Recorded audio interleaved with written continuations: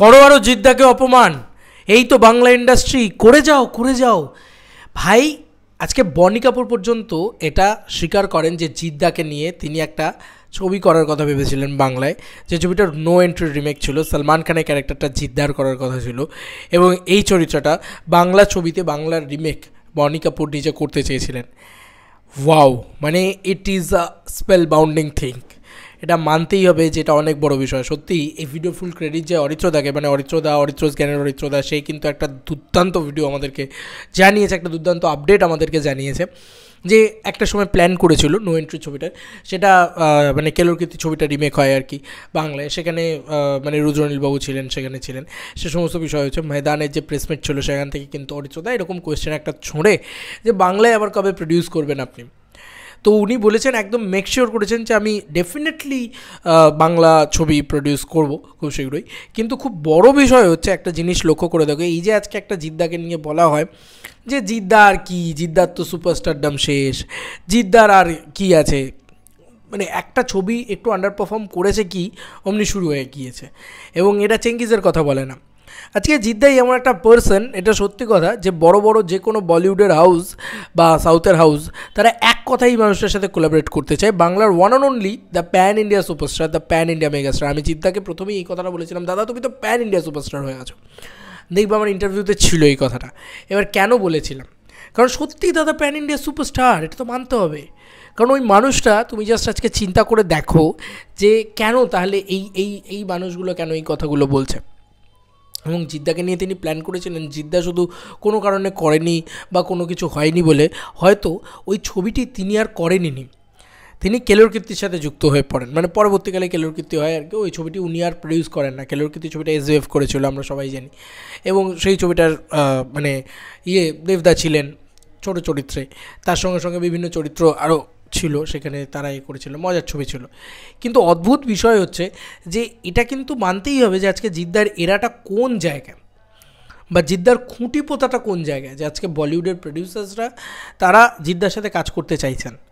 এটা কম বড় পাওনা বলো ভাই, বাংলা ছবি করব, রিলায়েন্স এসে আজকে বাংলায় কাকে প্রডিউস করেছিল, জিদ্দাকে প্রডিউস করেছিল, মানে ব্যাক টু ব্যাক প্রডিউস করেছে জিদ্দাকে। তো কোথাও গিয়ে না এটা তো মানতেই হবে যে ভাই এই মানুষটাকে বলিউডের প্রত্যেকটা মানুষ তারা সেখানে কিন্তু জিদ্দার একটা আলাদাই হোল্ড, আলাদাই ক্রেজ, হ্যাঁ মানতেই হবে। আজকে এই মানুষটা মারাঠা মন্দির থেকে শুরু করে তারপরে তোমার বিভিন্ন যে বড় বড় হলগুলো রয়েছে মুম্বাইতে, সেগুলো হাউসফুল দেওয়ার ক্ষমতা রাখে ভাই। আজকে অনেকেই বলতে পারে যে জিদ্দার সাথে কোন প্যান ইন্ডিয়া রাইটার হিসেবে আগেই কাজ করতে চেয়েছে।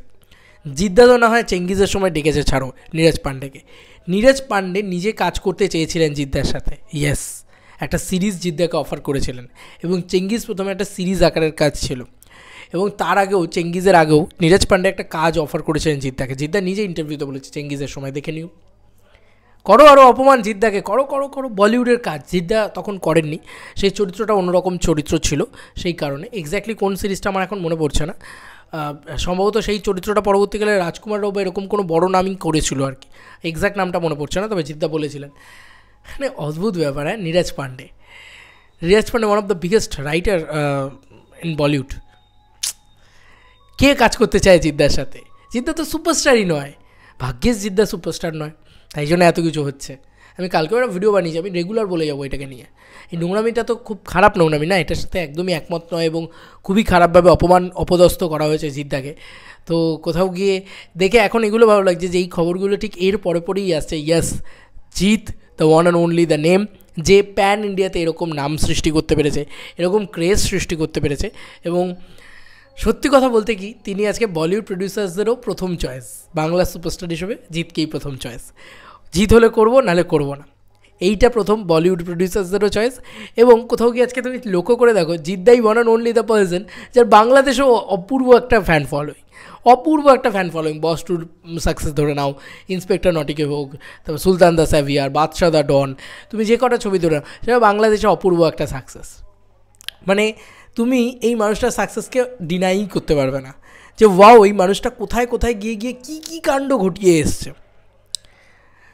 আর নতুন করে কি বলার আছে, বাংলা ফিল্ম ইন্ডাস্ট্রিতে যে কী নতুন রেভলিউশন এনেছে সেটা আমি আগেও বলেছি, যে স্টান্ট সেলভা হোক, সেটা রবি বর্মার মতন অ্যাকশন ডিরেক্টর হোক, বা আজকে এই যে মানে রাবণ ক্ষমা করে দিতে শুরু করলে রামায়ণ আবার নতুন করে লিখতে হবে, অর্ণব ভৌমিককে সুযোগ দেওয়া হোক, সব কিছুর দিক দিয়েই আমি বলবো যে এই মানুষটা ছিল, আছে বলে আজকে এই জিনিসটা তৈরি হতে পেরেছে। যাই হোক, ভাগ্যেশ জিদ্দা হেড অফ টাইম সুপারস্টার নয়, ভাগ্যেশ জিদ্দা নিজেকে এই ধরনের ফ্যামিলি ড্রামাতে মিলিয়ে তোলেননি।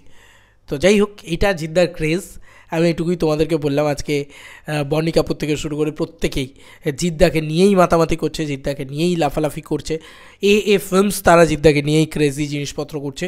দিস ইজ কল্ড জিদ্দা এরা। ইয়েস, জিদ্দার আজকাল হয় না, যুগ হয় যুগ এরা। এবং জিদ্দা একটা এমন নাম যে এখন কোনো বাংলা নাম না, যে অনেক দিন আগে থেকেই একটা প্যান ইন্ডিয়ার নাম। Yes, after Genghis Jeddah is a pan India biggest superstar, আমি মনে করি, এবং সেটাই সত্যি হয়েছে। দেখো আজকে তো এই ছিল এখনকার মতো ভিডিও। তোমাদের আর কি মতামত এই এন্টায়ার ভিডিওটাকে নিয়ে জানিও কমেন্ট সেকশনে। চলো বন্ধুরা, নতুন কোনো ভিডিওতে দেখা হবে, বাই।